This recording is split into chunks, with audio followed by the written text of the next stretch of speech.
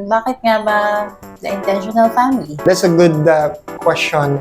And sa akin, Mami, personally, I believe kasi yung reality na no one builds a good marriage and family by accident.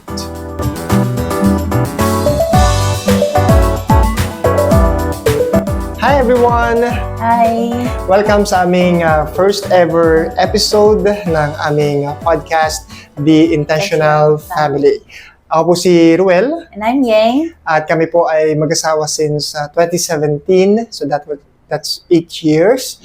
At kami ay merong happy and growing family. Meron kaming isang toddler si Teo, 1 year and 8 months. And hopefully makasama namin siya dito soon.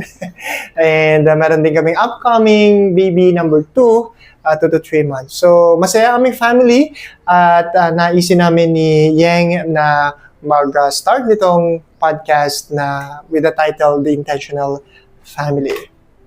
Yep, and bakit nga ba the intentional family? What's the reason? What's the purpose? Sagutin natin. Yes, that's a good question. And sa akin, Mami, personally, I believe kasi yung reality na walang good family, no good family or marriage pala muna. No one builds a good marriage and family by accident. That is why it is intentional. At actually, that's obvious reality kahit sa ibang mga bagay naman, di ba? Na kapag may sabihin natin, successful na tao, alam natin na naging intentional siya doon. Hindi lang dahil sa swerte or biglaan na lang, no? Sa biglang kumbaga parang bula na lang na naging successful. At kapag may isang bagay naman na hindi ka successful at something like damaging or mahirap yung situation, disappointing, more likely than not, yun ay dahil napabayaan at hindi mo intentional, hindi ka naging proactive. So the same thing with family, na maraming mga parents at kasama tayo doon, di ba, na we want our families to be good, and that of course requires being proactive and intentional.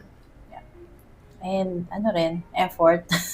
Kasi nga, natural tendency rin natin as human being is kung ano lang nandyan, kung ano yung familiar, kung ano yung nakasanayan, and then life happens. Busy, tapos busy sa work, pagod sa work, and then eventually napapabayaan yung family. So, really has to be intentional. And I like yung sinabi mo na life goes. So, life yun happens. Nga, life happens. And, syempre, yun nga yung tendency na, yun, andari yung oras, bawat araw, gising ka, sobrang busy. And mahirap kapag yung, bigla ka na lang magigising one day, realizing na dami mo na miss. And, yun, yung hindi mo napalaki ng maayos yung family. So, the point is, yun, wala sa atin na bigla na lang tayo babangon tapos maayos na yung maganda yung family, di ba? So, kailangan it takes intentional work every day, every week, every month, and even throughout the years na mapalaki natin yung family ng maayos. And I believe marami rin na mga, I think you shared it once na nandun yung observations na maraming mga tao, and I believe lahat naman, lalo ng mga Pilipino, di ba, na sabihin na I wish you have a dream na yung family mo maayos, tapos yung mga anak mo magiging matino, makajos, and magalang. Pero sadly, pagdating sa reality of yung daily everyday life, ordinary life. Everyday ordinary life, sadly, hindi nagiging intentional. So it's just a wishful thinking, pero yun, hindi talaga nagiging intentional. So that is why, we believe na why we need to be intentional kasi it is not by accident or by chance. Yeah, and then sa akin naman, isip ko is meron ding tendency And actually, reality na whether we admit it or not, we get yung mga habits natin, perspectives, attitude sa family natin. Kasi nga, yun yung familiar, yun yung everyday mula bata, yun yung nakalakayan natin. We feel like it's normal na okay na yun. Pero later on, sa adult life, ma-realize natin na, ito pala, naman ako kay mama, kay ganito, sa kuya ko, sa ate ko, sa tatay ko, sa tita ko.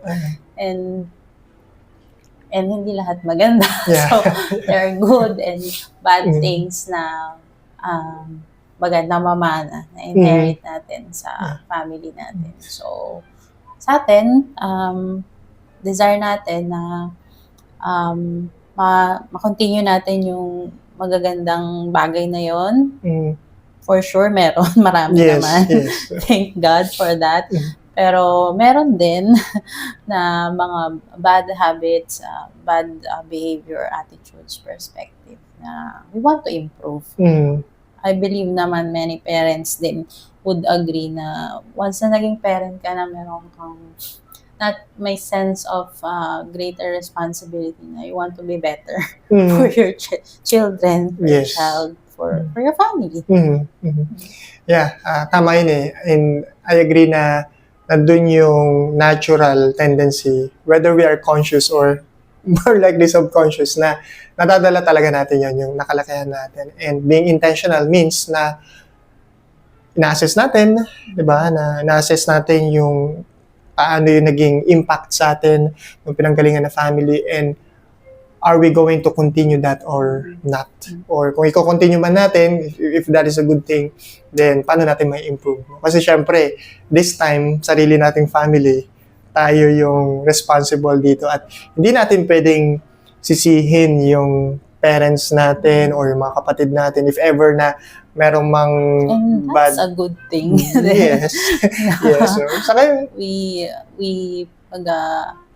implement the rules. We make the rules and Yes. implement them. And tayo may control din somehow na kung paano natin implement yun sa family. Yes. So, yun, hindi natin pwedeng sisihin sila. Tayo pa rin ang responsible dito. And doon din papasok na it's just a reality rin naman na hindi perfect yung family. So, tayo din, hindi rin tayo magiging perfect. So, yung family natin, yung previous family, or family pa rin natin sila, pero dati na doon tayo sa context na yon, and hindi siya perfect, at tayo rin hindi magiging perfect. But it's not an excuse na para bang, okay na yan. Okay na yan. Pero, yun, we continue to assess, and then we look ano yung mga dapat natin na improve sa sarili nating family. What else? I think yung isa doon na mention natin, naisip natin previously, is that kailangan natin maging intentional sa family natin kasi a lot is at stake.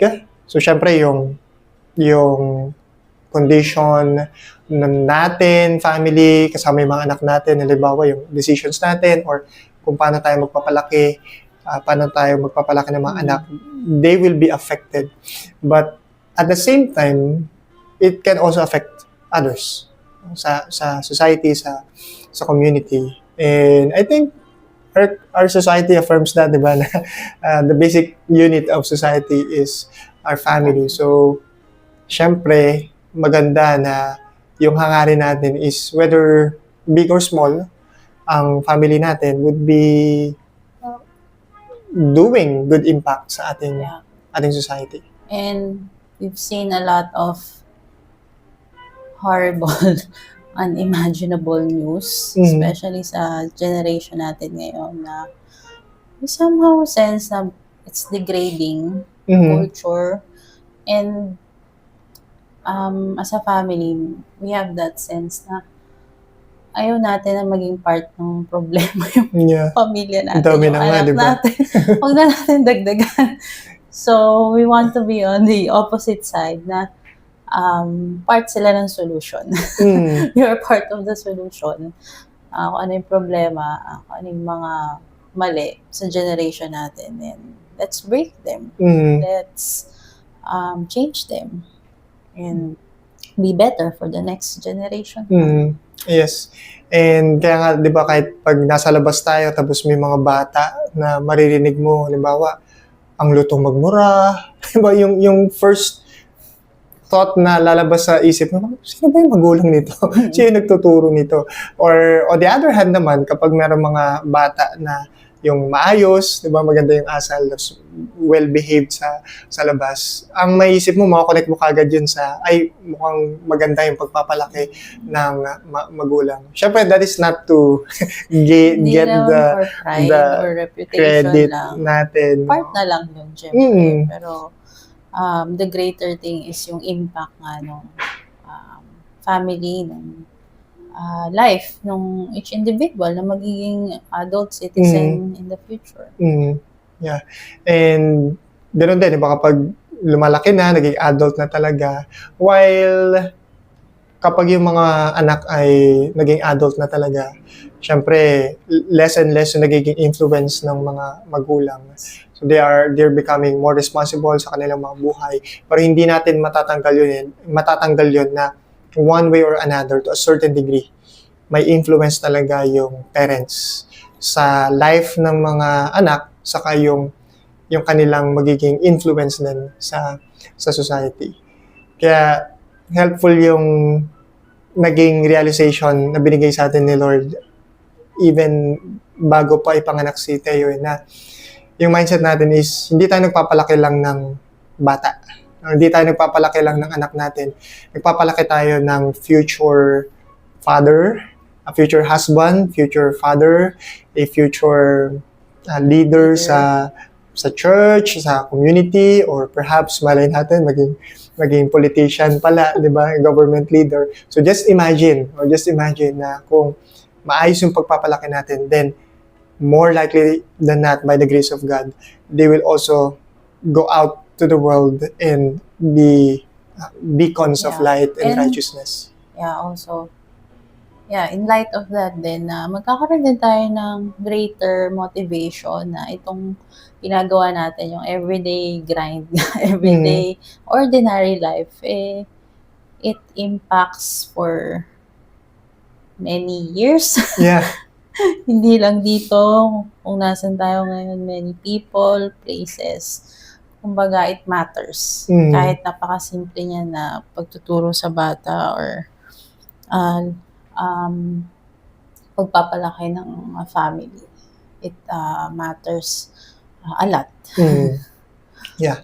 So, napakaganda, no, ng mga, definitely, marami pa tayong pwedeng maisip na bakit kailangan natin maging intentional. Hindi lang dahil yun talaga yung reality. Kailangan mo maging intentional and to avoid mistakes and even to bring good impact sa society. And at the end of the day, syempre, alam natin na grace lang ng Panginoon. Ito, wala tayong sariling kapangyarihan or kalakasan o karunungan na magawa to. And hindi rin natin control yung puso ng ating mga anak, magiging maraming mga anak. And syempre, ang Diyos lang din talaga yung magbabago sa kanila, mag-iingat. But nevertheless, it doesn't remove yung ating responsibility as parents, kasi moral agents pa rin tayo, at binigyan tayo ng responsibility na turuan yung ating mga bata, palakihin sila na may takot sa Diyos, mag-aaral ng salita ng Diyos. And God provided means, like, yun nga, salita niya, paano yung tamang pagdisiplina, paano yung maayos na pagmamahal sa ating mga bata. And when we do that, so nandun yung grace ni Lord, pero nandun din yung duties natin. And when we do those duties, we can have assurance and comfort na ang Diyos din ang siyang kikilos sa kanila at mabuild yung ating family into a happy and healthy family. So, that's it, everyone. We hope na ito po yung nakatulong, naka-encourage sa inyo na nawa, ito po yung maging mindset po natin bilang mga magulang, at magandang reminder yon na in the sovereignty of God, tayo yung nilagay niya ng mga magulang mga heads, leaders ng ating mga families. So, we have a duty, we have a responsibility. At sa tulong ng Diyos, whenever we follow Him and being intentional sa pagpapalaki ng ating mga anak, ay maka-hope tayo na ang ating mga families ay magiging healthy and happy families. So, that's it. And we hope that you will subscribe and follow ang aming channel, aming page. At we hope to see you in our next episode. Bye!